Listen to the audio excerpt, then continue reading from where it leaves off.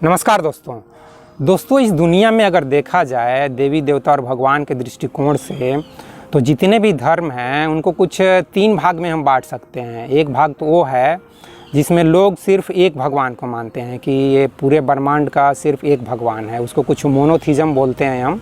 Mono means only one.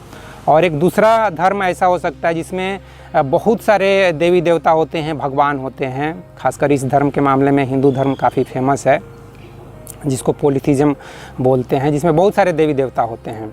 एक तीसरा धर्म हो सकता है जिसमें हम किसी भगवान को मानते ही नहीं है, जैसे कि संभवतः गौतम बुद्ध और महावीर ये किसी भगवान को मानते ही नहीं थे। वो मानते थे कि कोई भगवान नहीं है, कोई परमात्मा नहीं है।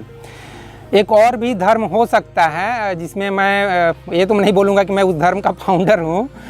तो मेरी समझ से जो भगवान है वो ये अस्तित्व है। मैं existence is equal to God, math की भाषा में बोले तो existence is equal to God, ऐसा मैं बोलना चाहता हूँ या लिखना चाहता हूँ कि ये जो क्रिएशन है, ये जो ब्रह्मांड है, ये जो यूनिवर्स है, ये जो अस्तित्व है, ये जो एग्जिस्टेंस है, यही गॉड है।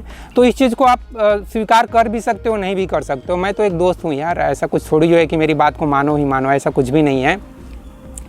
तो इस वीडियो में मैं दोस्तों जितने भी धर्म हैं उन सभी धर्मों के बारे में थोड़ा सा बात करूंगा। बेसिकली मैं ये चाहता हूं कि हम लोग जितना ही एक दूसरे के धर्म को जानेंगे, समझेंगे, सीखेंगे, उतना ही ज़्यादा एक दूसरे के बीच में हमारा प्रेम और भाईचारा बढ़ेगा। ऐसा ही कुछ बहुत सारे विचारकों का विचार है। ऐसा बहुत बड़े बड़े जो लोग हैं वो यही चाहते हैं कि अगर हम सभी जो एक दूसरे के धर्म के बारे में जो नेगेटिव्स केवल मान लेते हैं कि मुस्लिम धर्म में ये बुराई है, यहूदी धर्म में वो बुराई है, क्रिश्चियन धर्म में ये बुराई है, और रजनीश तो इतने सारे बुराइयाँ सभी धर्म के बारे में बताकर चले गए। तो जैसे ही हमें कोई हमारे धर्म पे कोई उंगली उठाता है तो हम उसके धर्म पे उंगली उठा देते हैं। मतलब आज के टाइम पे भरमार है इस तरह से शिकायतें करने का। मतलब मुस्लिम धर्म में भी 10 बुराई हम खोज लेंगे, हिंदू धर्म में भी 100 बुराई खोज लेंगे। मैं अपने ही धर्म के बारे में ज़्यादा बोल रहा हूँ। तो इसकी कोई कमी नहीं है और बुराई बताने वाले भी हज़ारों लोग हैं।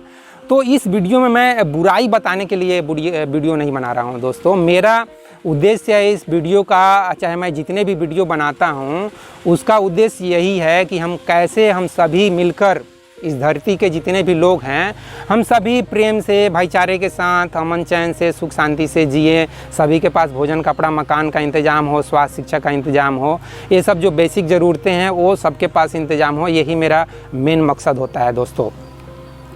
तो जैसा कि मैं गूगल पे सर्च किया और बहुत सारे वीडियो भी देखे तो मुझे मालूम चला कि हिंदू धर्म के बारे में तो पहले से पता था कि हिंदू धर्म की जो शुरुआत है वो कुछ 5-6 हज़ार साल पहले कब हुआ किसी को एग्जैक्ट मालूम नहीं है, क्योंकि इसके कोई फाउंडर नहीं है, जैसा कि आपको भी मालूम है।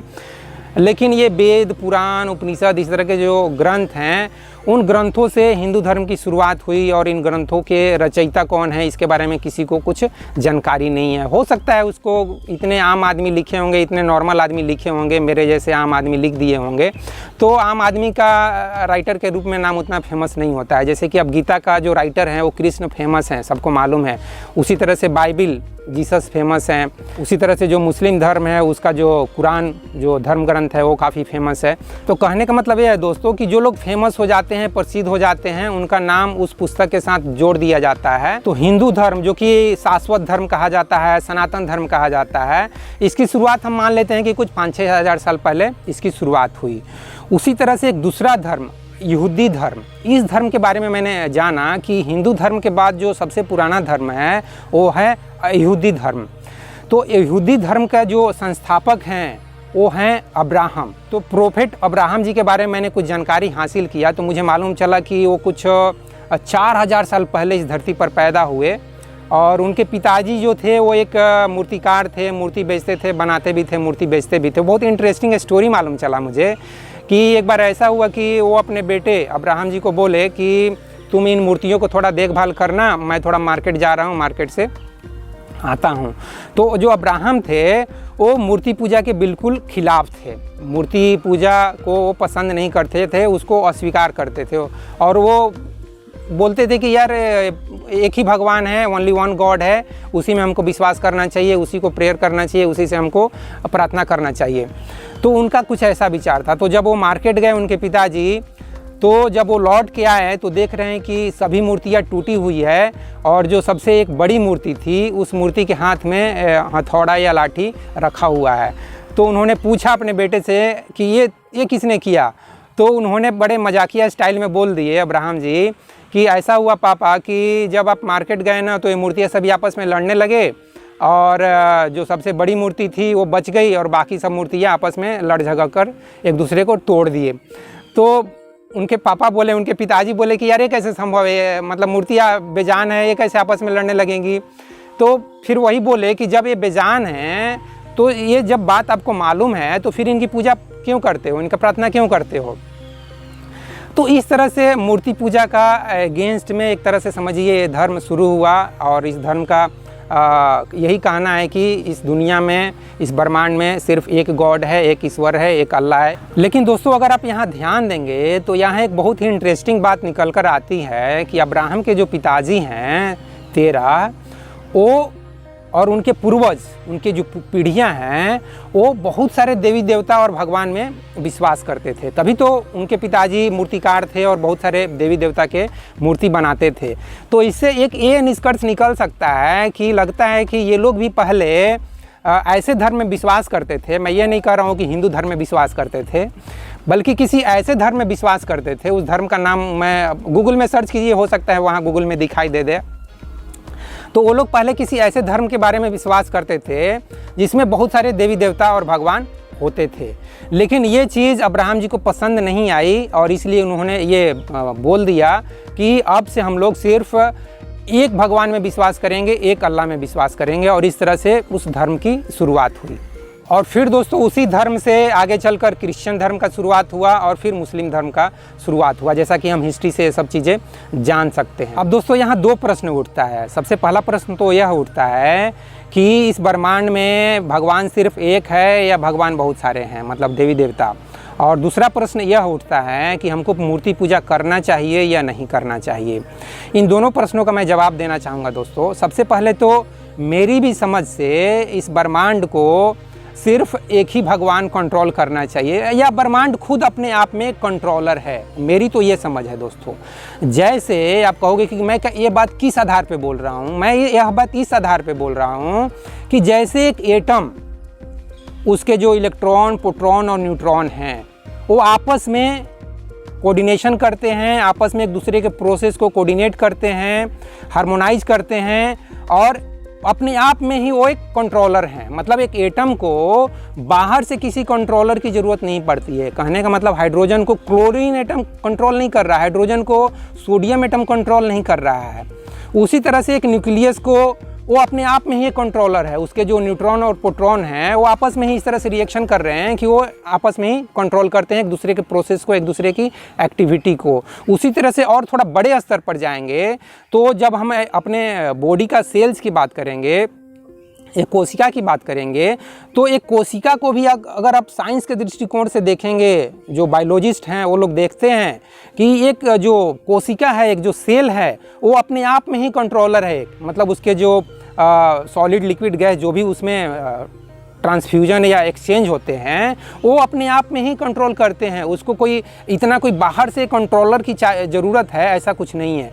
तो इसी आधार पे मैं समझता हूँ दोस्त कि जब एक न्यूक्लियस अपने आप में कंट्रोलर है, एक एटम अपने आप में कंट्रोल करता है, या एक मॉलिक्यूल कंट्रोल करता है, एक सेल कंट्रोल करता है, तो उसी तरह से पूरा ब्रह्मांड भी अपने आप में ही कंट्रोलर है यार। इस ब्रह्मांड को किसी एक एक्स्ट्रा कंट्रोलर की ज़रूरत नहीं है। जैसे एक ये मोबाइल है तो इस मोबाइल को एक तरह से मैं कंट्रोल करता हूँ, जो चाहे इस पर मैं वीडियो देखूँ, जो चाहे गूगल पे सर्च मारूँ। तो इस मोबाइल के लिए जो कि एक आर्टिफिशियल चीज़ है, कृत्रिम बॉडी है, इसको एक कंट्रोलर की ज़रूरत पड़ सकती है। एक कंप्यूटर को कंट्रोलर की ज़रूरत पड़ सकती है, या ये पानी का बोतल है इसको एक कंट्रोलर की ज़रूरत पड़ सकती है। मैं इसको कंट्रोल कर रहा हूँ, चाहे तो मैं इसको ढक्कन खोल के पानी पी लूँ, चाहे तो यहाँ फिर वापस रख दूँ।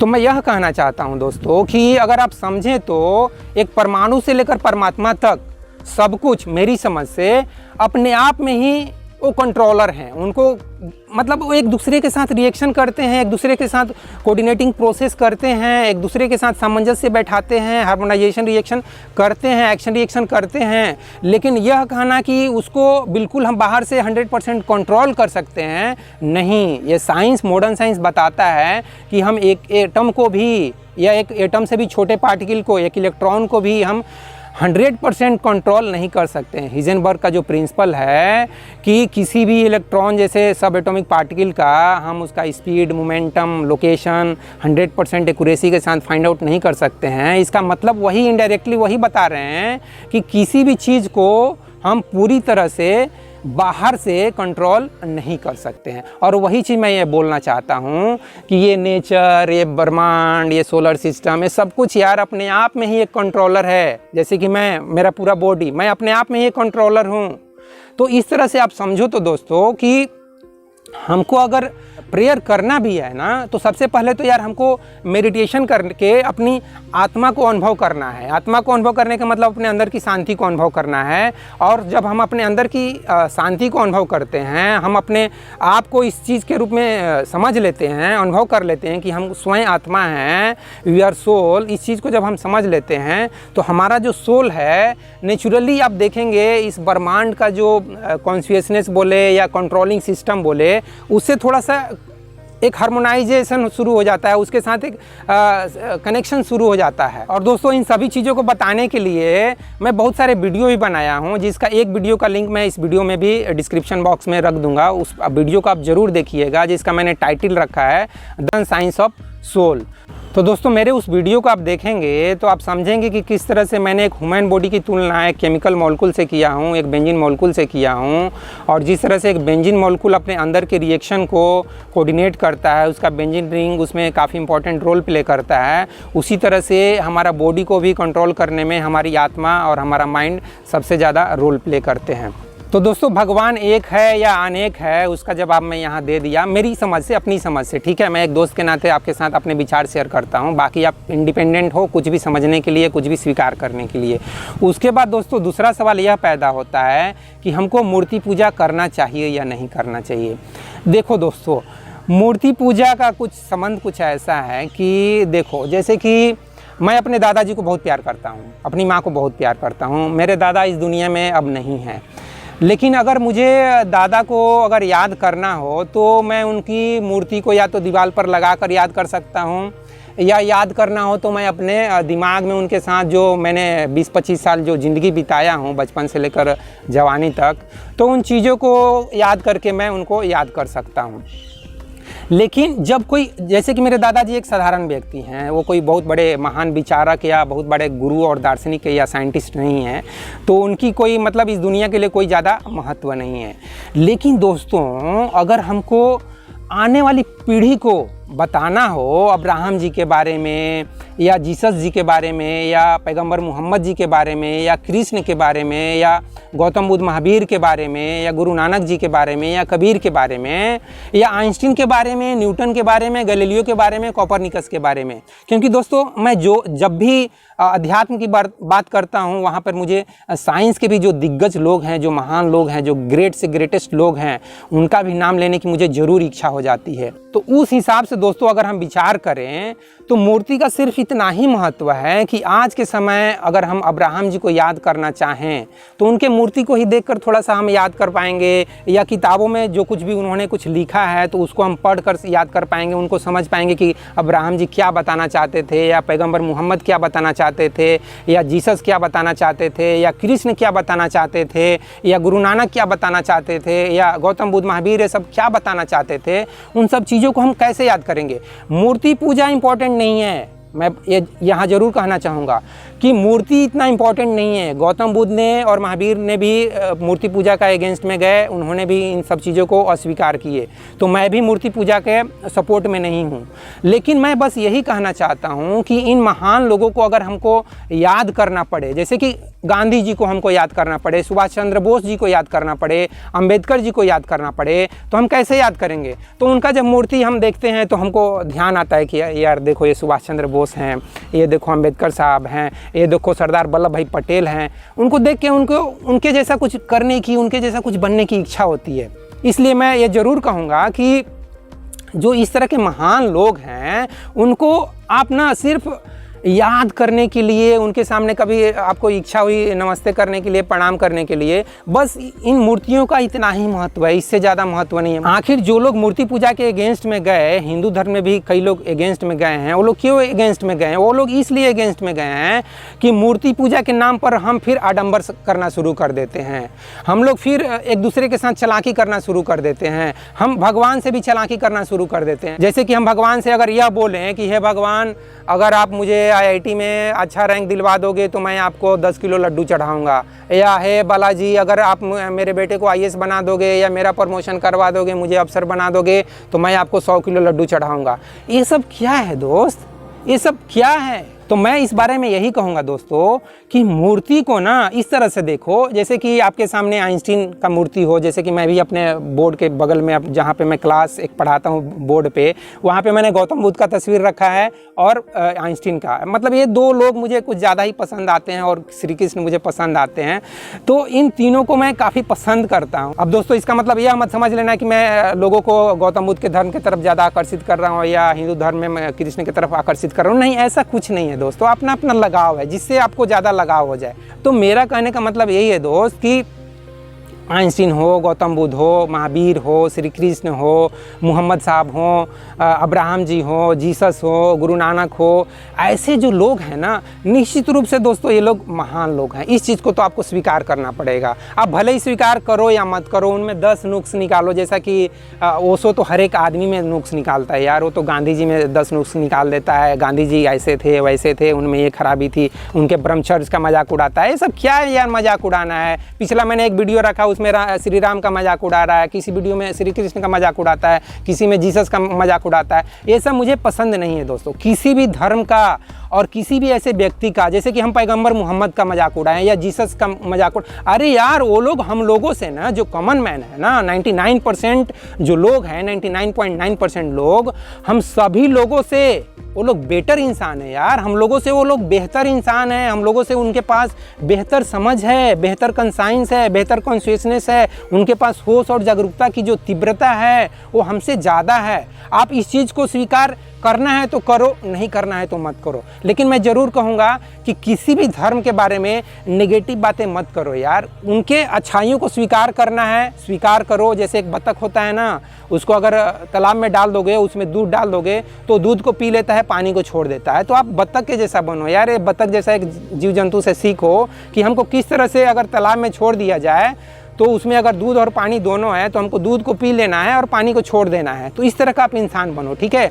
तो मेरा कहने का मतलब यही है कि हिंदू धर्म का जो सनातन धर्म है, चाहे अब्राहम जी का यहूदी धर्म है, पुराने से पुराना धर्म हो चाहे नया से नया धर्म हो, सभी धर्मों में जो अच्छाइयाँ हैं, जो अच्छी बातें हैं, जो अच्छी चीज़ें सीखने के लिए हैं, उन्हीं चीज़ों को हमको स्वीकार करना चाहिए। उन सब चीज़ों से हमको प्रेरणा लेना चाहिए। और आज तो मॉडर्न साइंस का एज है दोस्तों। आज तो मॉडर्न साइंस के एज में ना सबसे ज़्यादा आप सीखना चाहते हो तो साइंस से सीखो। न्यूटन साहब से सीखो, आइंस्टीन साहब से सीखो, गैलीलियो साहब से सीखो, इन सब वैज्ञानिकों से सीखो, ठीक है। किताब पढ़ो, किताब देखो, साइंस में किताब, फिजिक्स, केमिस्ट्री, मैथ, बायोलॉजी, ये सब पढ़ो, उसमें क्या लिखा है उन सब चीज़ों से सीखो। पुराने किताबों से भी आप थोड़ा बहुत सीख सकते हो, आपको इच्छा है तो सीखो उनसे भी। लेकिन कुछ भी पढ़ो तो कुछ सीखने के लिए, कुछ अच्छी बातें सीखने के लिए पढ़ो। चाहे वो धार्मिक पुस्तक हो, चाहे आध्यात्मिक हो, चाहे वैज्ञानिक पुस्तक हो।